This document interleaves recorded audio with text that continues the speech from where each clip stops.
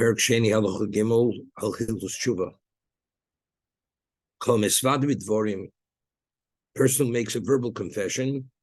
Lo Gomer Belibo Lazov. But he didn't conclude in his mind. Stop the previous behavior pattern. Now this is important. We had mentioned yesterday of Rabbeinu Yonah, that when the Rambam in Halacha Beis had said one needs azivas hachet, you have to make up your mind. You will no longer continue behaving in this manner. That's only a person who routinely would violate, would transgress. Person normally didn't observe kashrus, dietary laws. So the Rambam said in that situation,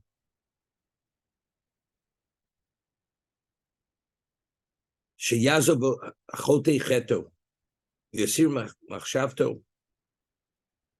He has to remove it from his mind, and he should conclude with certainty that he's no longer going to do it. Shenama yazov rosh darko.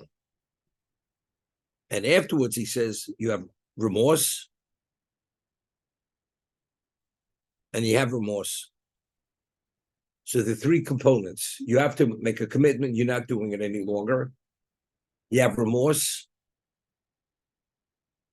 Those are but the first thing you have to do is, I'm not doing it any longer. The person mistakenly, inadvertently eats something. Doesn't normally violate dietary laws. He doesn't have to make a commitment he's no longer do it any longer.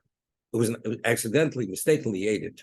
Well, let's see, a person normally is pretty much in control. And at one time, he had a weak moment, and his desire got the best of him. So when he violated it deliberately. But it's not something he normally does. There he does not need azivas hachet. Doesn't have to make a commitment, I will no longer do that, because he normally doesn't do that. So over here, we're speaking about a person normally violates this area. He makes the verbal confession.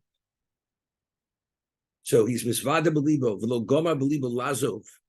But he make a conclusion that he's separating himself, that he will abandon this manner of behavior. Harizidoma letovel b'sheretz biodo. It's like a person goes to the mikveh, which is the location to achieve purity, and he's still holding on to the rodent which initially contaminated him.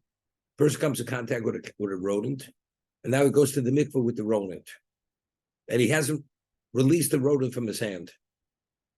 Can the mikveh actually bring about and relieve him of the impurity? He's still attached to that impurity, the source of impurity. The only way that tefillah can be effective, he has to actually throw away the rodent, which is the cause of his contamination. The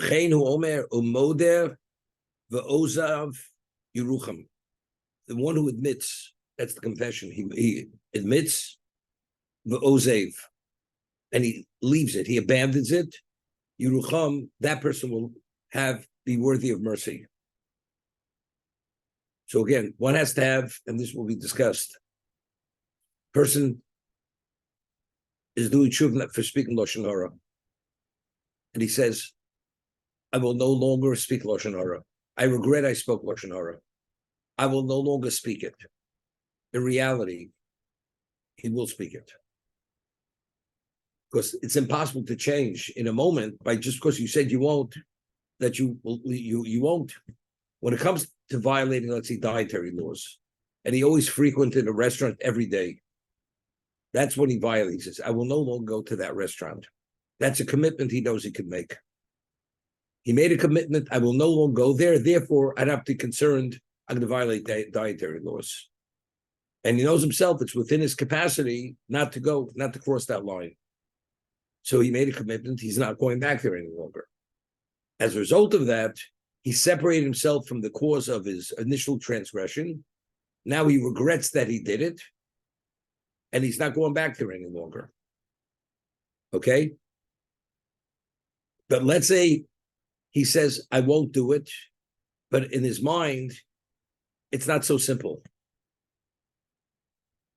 Let's say he says, I won't go back there for 30 days. That means you're still associated with the chet. So if you're still associated with the chet, you're still attached to the cause of that sin. So if you read the Rambam simply, in that case, it's like he's going to the mikveh, meaning you have the right setting. You have remorse, you have a commitment, but the commitment's not sufficient. You didn't fully separate yourself from what? From the cause of the sin, which is this behavior pattern that you assumed being associated with what caused that level of contamination, which was the compromise, which compromised your status.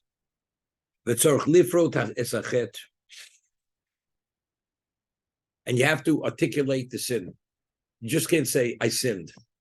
I'm guilty. You have to speak very specifically what the sin was. Where do we see this? Moshe made a prayer on behalf of the Jewish people. He said the people had sinned gravely, and they made a golden god. He referred to the Chet Egel. So we see Moshe Rabbeinu, when he supplicated Hashem, he just didn't say they sinned. He was very specific, articulating the sin itself. And this is a chum in the Rambam. So let's say we say Oshamnu, Bogadnu, Gozalnu. So when we say Oshamnu, we're guilty. Guilty for what? It's speaking generally. He didn't say what you're guilty for. Bogadnu, we betrayed you.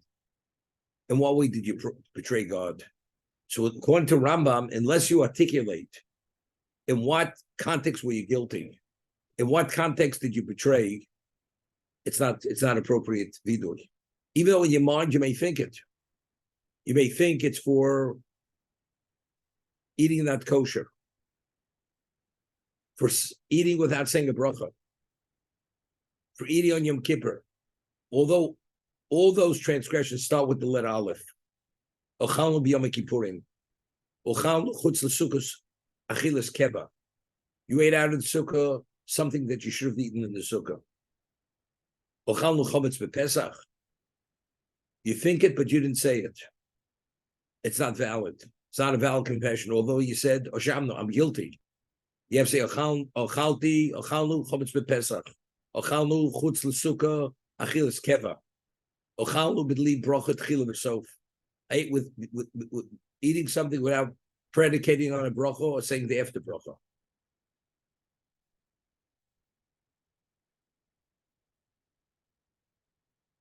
Niatznu, moradnu. There are many of the words of the confession which are not specific. If you say gozalnu means you stole. So there you are very specific. Dibarnu dofi. I spoke words which had no value. What's dofi? You say lashon hara, you say rechilus. You say dibarti b'Shabbos divrei chol. I spoke on Shabbos words of weekday. I spoke during Kaddish. I spoke during Kedusha. Okay, so you're very specific in what way you transgressed. But just saying dibarti dofi, I spoke words which had no value whatsoever, or foolishness means nothing. Because it's too general. You're not being specific in regard to what way you sinned. However, in the al-chaitz, we say multiple al-chaitz. So they're the al-chaitz for this sin and for that sin. We are being very specific. Lashon hara, right? We speak every one of them. We speak various levels of conceit.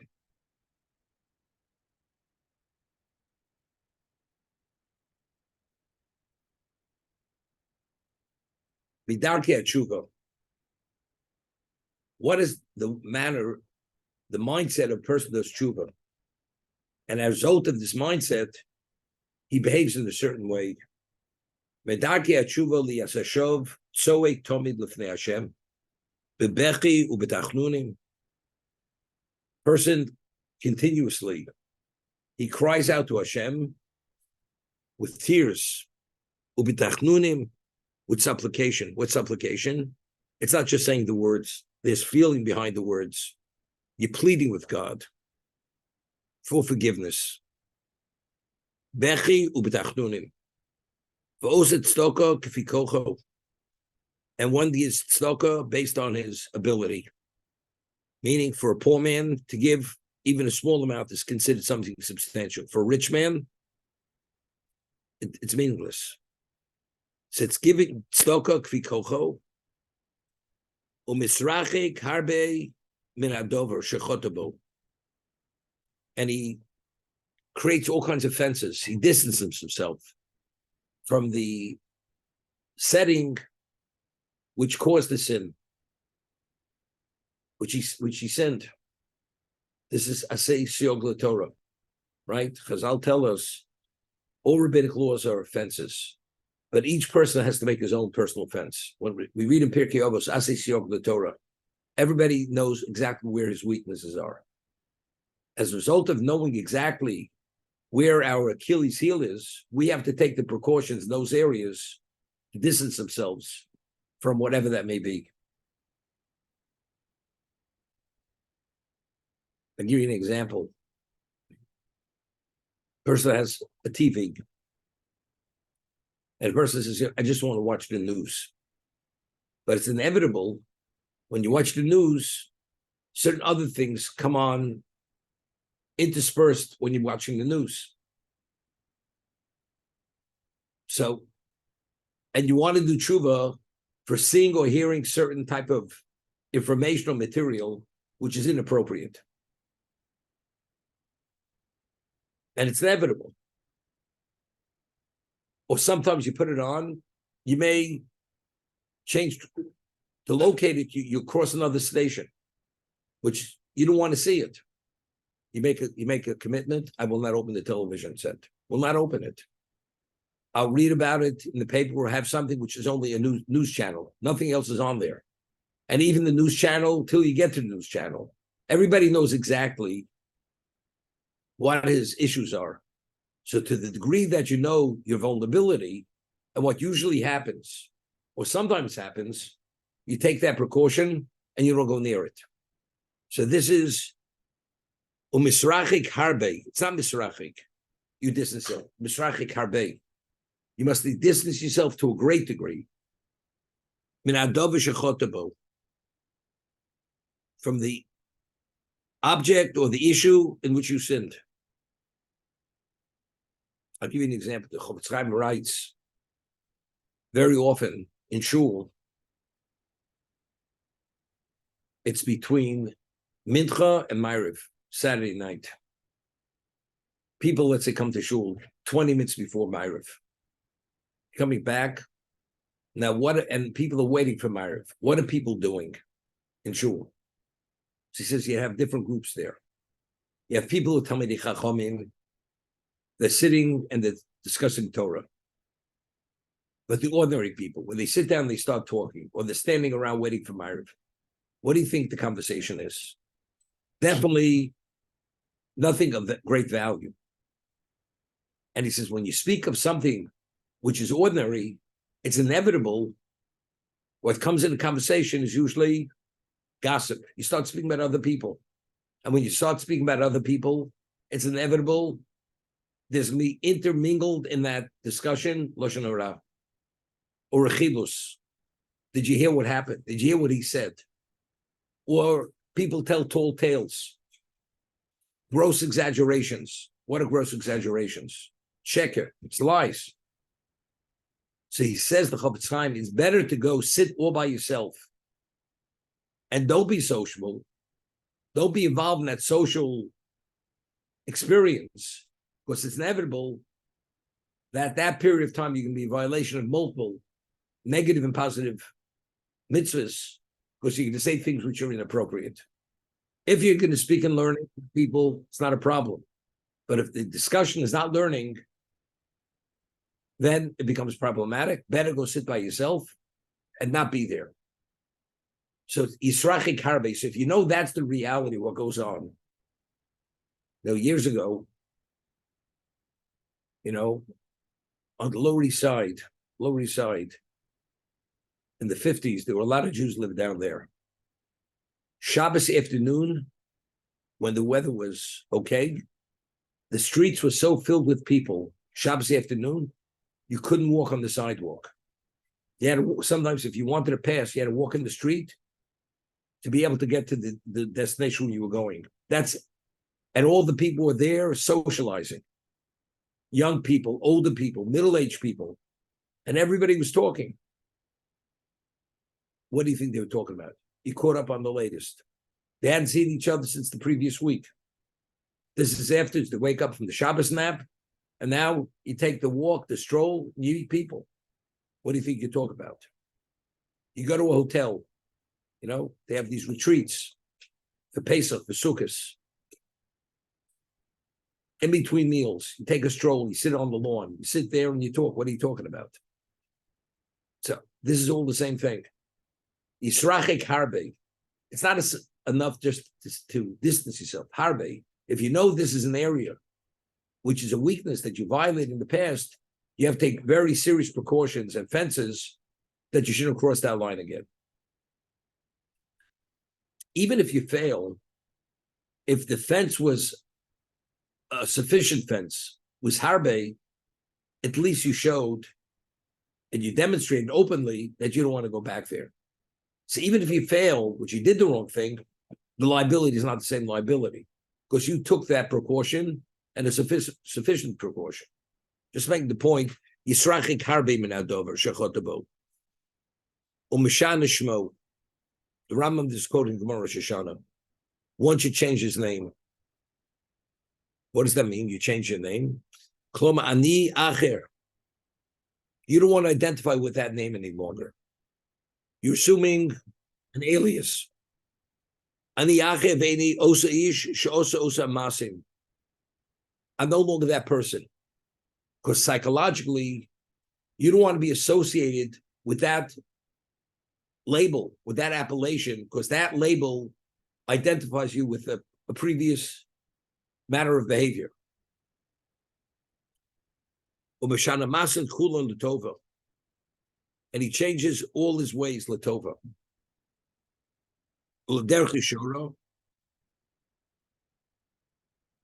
He turns over a new leaf. This is very important. A person who's a true Baal Tshuva, he doesn't only do, maybe when it starts, he changes one thing. But ultimately, he wants a new identity. He doesn't want to identify with a previous life. Very often, you find Baal Tshuva, even within the Yad Avram, before they went by their secular name, and they said, from now we go by a Hebrew name. Because the Hebrew name has a different level of representation. But it's interesting. He says, "Umeshana kol masav kulan letova." All your ways to change for good. That means you want a totally revamping. If you're only going to start one at a time, changing your name is not going to do the trick because your behavior you're still associated with your past. Now, there's a Gemara in two locations. The Gemara cites a pasuk in Tehillim where the Gemara says, the Ko Hashem Tzur Alomim, with the letters Yud Hey, Ko, which is one of the unpronounceable names of Hashem, God formed the worlds. Tzur Alomim. He formed the worlds. So the Gemara says, HaKadosh Baruch Hu created Olam Haba with the spirituality contained with the letter Yud. And Olam Hazeh, the physical world, Hashem created with the spirituality of the letter Hey. Now, why did he use the Hey to create Olam Hazeh, the physical world, the material world? Because if you look at the shape of the letter Hey, it's a Dalid. On the right side, the roof is attached to the right leg. On the left side, you have a leg, but there's a space between that leg and the roof. What does this connote? So the Gemara says, and there's a wide space between the two legs, the right and the left leg of the Hay. What does that connote? That a person has choice. A human being has bechira. If a person chooses to go into free fall, I want to give it all up. That's the wide gap between the two legs. You want to jump off the roof, that's your prerogative. You can do whatever you want. Now, the person realizes he's come to a point, he wants to return. Could he return in the same As he exited, could he return in that same path to go back to the top? The roof is where he started. That's where he left. He ended up on the very bottom. Now he wants to change and he wants to go back, live the same lifestyle, the same setting, the same friends, and return and become a Baal Teshuva. To return, to go back to the very top. It's not going to work. What you have to do is you have to come in through that small opening between the left leg and the roof.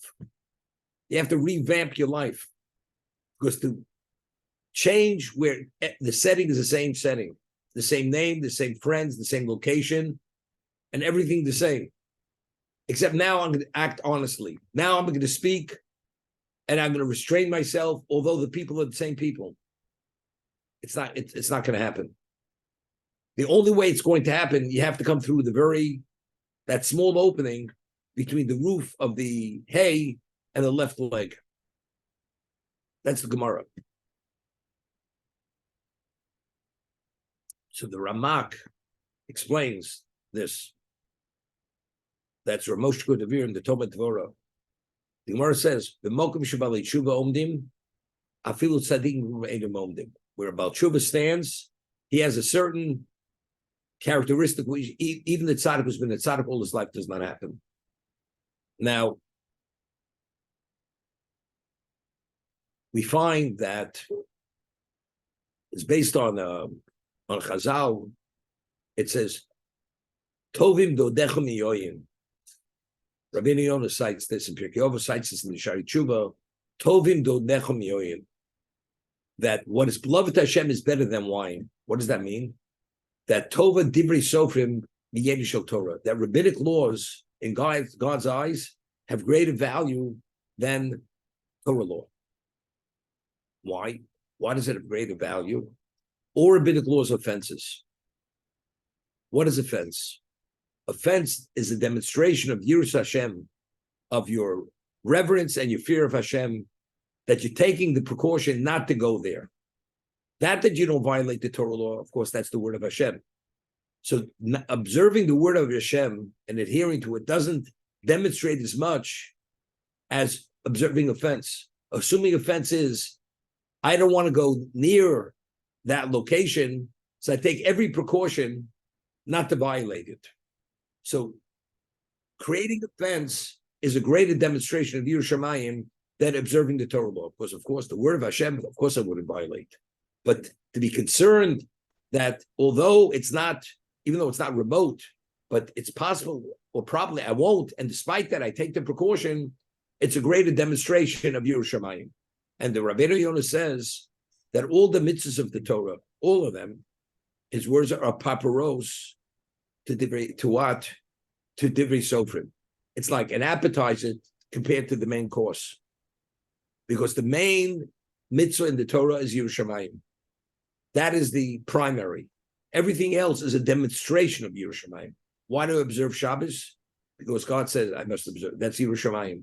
Why do I eat kosher? Why do I put on tefillin? Why do I wear tzitzis? Everything is a manifestation of Yirus Shamayim.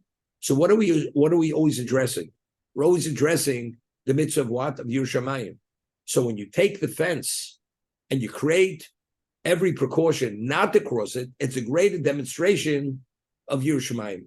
And this is the Chazal, Tovim Dech Miyoyim, Tovim Divrei Sof Miyenu Shel Torah, that the rabbinic law Hashem values more than the Torah law. So that's Yisrachik. The Rambam says, Yisrachik Harbig. Not, this is self Harbig. So the Ramak writes, an ordinary person to that tzaddik all his life, you could go literally to the very end of that hay.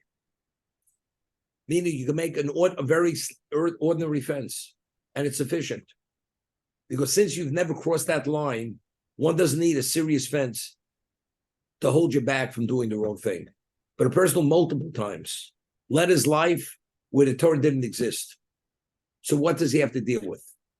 Overwhelming levels of challenge. He has to take very serious precautions. When he comes back, he has to come back, squeeze himself through that top. He has to stay as close as he can to the source of Kedusha, because otherwise he'll fall off the cliff. I always give the example. You have a highway, and this highway says no trucks. only cars. The guardrail on that highway is a guardrail which accommodates cars. Let's say you have a highway which you have Mack trucks going down that highway. For a Mack truck, you need a lot stronger fence, guardrail, to prevent that truck from going off the road. For a car, you don't need that kind of guardrail. The person who's been a violator his whole life, and now he wants to become a Baal Teshuva, all these areas have been breached endless times over. For him to cross those lines, he needs more than defense that a person's a tzaddik. Nobody's perfect. So we all take certain precautions. But the precaution the tzaddik has to take is a lot less than the precaution of the person who's been a previous violator. Therefore, he has to come through that small opening.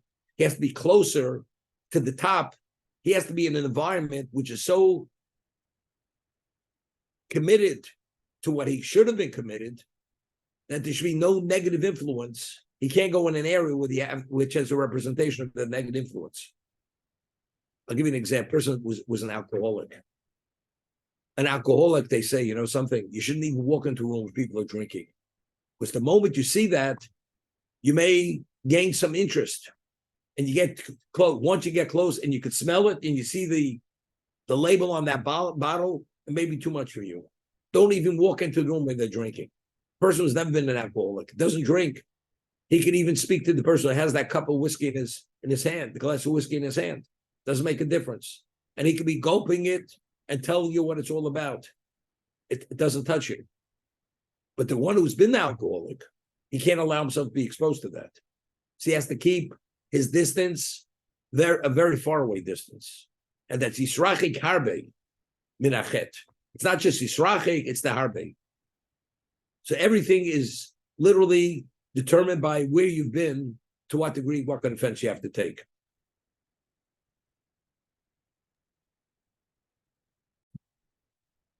A person would not be challenged, and you do the right thing, and you do the right thing naturally. Do you deserve credit? The person naturally will do the right thing. You receive no credit because you do it naturally. But if a person has a choice to do and not to do, and the only reason why you're doing the right thing is because you chose to do the right thing, so what do we attribute the positive action to? To your initiative that you chose to do the right thing. I'm quoting the Rambam, later in Teshuva. A person has the ability to make choices in his life. When you choose to do the wrong thing, why did you do the wrong thing? Because it was your initiative that brought about the wrong. If that's the case, you carry responsibility for that wrong. Therefore, you have liability. And when you choose to do the right, since it was only due to your initiative, you did the right. As a result of that, that positive action is attributed to you. So let's talk. There's such a thing which the Navi speaks about. It's called mitzvahs hanoshim u'lomodo. A person does mitzvahs rote-wise.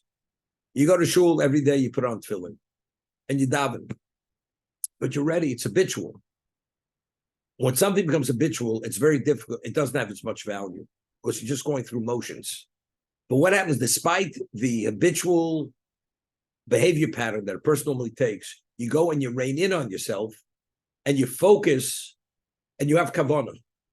Why were you able to have kavanah?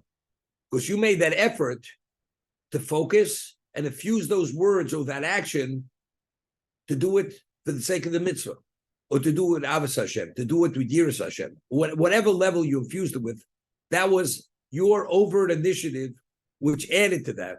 So if that's the case, this qualitative act, which you're doing now, is purely attributed to your action. I mean, even going to shul, even if you do the mitzvah at a very minimal level, I mean, you didn't even have to do the mitzvah. You didn't have to. So there's some degree of initiative. But on the qualitative level, definitely, you can appreciate it. It's only because the person's overt effort to do it at that. Now, you have a tzaddik. He's already conditioned to do the right thing, qualitatively, right? But you realize, so if that's the case, but everybody has to have a challenge. See what Hashem does? Hashem wants the tzaddik to maximize on his challenge. So there, as a result of that, HaKadosh Baruch Hu always ups the ante for the tzaddik. So the Yetzer Hara is always wants to create. It's not, is it going to eat not kosher? For the tzaddik, it's a different challenge. What level of kavon is he going to have? If he's able to help a person, and he all of a sudden he has a blind spot and he glosses over. For an ordinary person, it may not be a claim. For the tzaddik, who has that ability to see more clearly, and he doesn't, there's a claim against him. So Hashem is always upping the ante, but the challenge is no more of the challenge than an ordinary person at his level being challenged. But he has to keep intensifying the Yetzer Hara, because if he stops, the Yetzer Hara has no value any longer, has no effect on that person's life. So that's the meaning that the Yetzer Hara of a tzaddik is greater than the Yetzer Hara of what? Of an ordinary person. There's a famous Gemara in Sukkah. The Gemara says that at the end of time, when Hashem will destroy the Yetzer Hara, he will show the tzaddikim exactly what the Yetzer Hara was, and he will show the Rishoyim what the Yetzer Hara was. And they both can be crying. The Yetzer Hara of the Rasha will be a measly hairbreadth. And the Rosh are going to cry, bemoan the fact that this thing, which is merely hairbreadth, destroyed their lives. How did they not control something which is almost minuscule, almost worthless? How did that power control their lives? They're crying. The tzaddikim, they see the Yetzer Hara like a mountain. How will we be able to deal with this seemingly challenge which is impossible to deal with? It's a mountain, and they're crying. So the obvious question is, you should be ecstatic that you're able to take the challenge of a mountain. You could scale Mount Everest. It's terrific. You should be ecstatic. So why are they crying? So he said one's tears of pain and the other tears of joy. It seems to be it's the same tears. So the Maharsha explains that very often the tzaddik, every human being, when we do things and we achieve and we succeed, we attribute the success to ourselves. And the Gemara said, we just said the Gemara Kedushin, based on the Pasuk of Tehillim, that Sofa Rasha Lamiso, the Yetzer Hara is called the Rasha. He's always lurking to destroy the tzaddik, always. And if not for Hashem's intervention, there's no way to beat the evil inclination. He can outwit you, outsmart you, where you don't even know that you're being undermined. But it's only through Hashem's, it says, Hashem doesn't allow him, that's why you're able to survive it. So the tzaddik, all his life, of course, we believe we need siyata d'shmaya. But do you realize what kind of siyata d'shmaya you need? If you realize it's Mount Everest. So the tzaddik is crying because where did he have the audacity to think for a moment that he was able to do this? Of course, he needed Hashem's intervention, but he was already conditioned and adept to do the right thing. At the end of time, when you're going to see what the Yetzer Hara is, you're going to realize that your initiative was very little, contribute very little. It was mainly Hashem. And if that's the case, you're ashamed of yourself. How did I even think for a moment that it's me and it wasn't Hashem? So the crying of the tzaddik, he's crying, he has pain that he had the chutzpah to think it's him and it wasn't Hashem. That's it, Mashur. So both tears are tears of pain, of shame. The Rasha, this measly nothing, a hairbreadth, how did it control my life? And the tzaddikim, how do we even think for a moment that we can control this, which seems to be, it's an impossibility. Okay? So, but the challenge of the tzaddik, it's a challenge, but because he's already holding towards the top of the mountain, it's on par where he's at. No different than the Rasha where he's at. But Hashem has to increase the challenge, because if it's not increased, he does it ordinarily without any effort. It becomes effortless.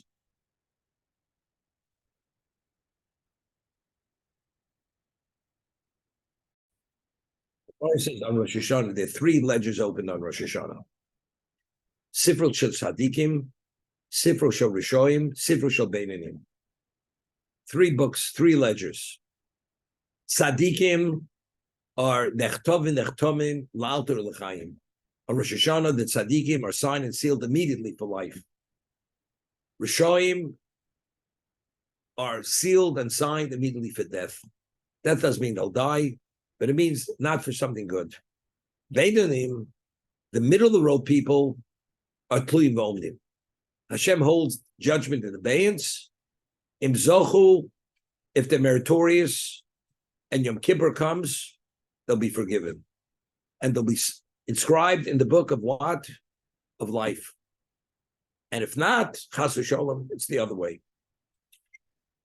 Do we know if we're beinonim? We don't, not beinonim.